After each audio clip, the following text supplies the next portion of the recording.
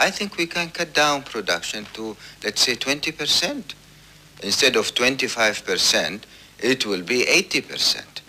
You think Europe or Japan or the United States can survive with this? Maybe the United States, they have their own local supply. They are in a much better position than Europe and Japan.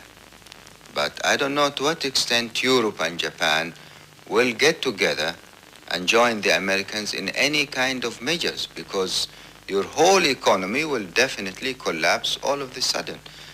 If the Americans are thinking of a military action, this is also another possibility. But then this is a suicide. What happens if the U.S. resorts to force and occupies the oil fields in Saudi Arabia? There are some sensitive areas in the oil fields in Saudi Arabia which will be immediately blown up. By and yourself? Then, by your people? Of course.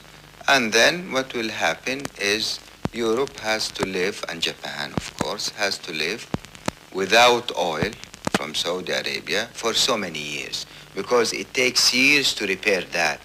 It's not an overnight business. It's not a month or two. Now you can imagine what kind of gambling this could be. But could you cut your production down to 80% and still survive economically? Yes, sir. You know what will happen then? The barrel of crude, instead of being sold at, let's say, $3.50 or $4 from Ras Tanura, Saudi Arabia, it will be sold at $15 or $20. As a matter of fact, we'll get more income from a 20% production than from our present level of production. Law of supply and demand.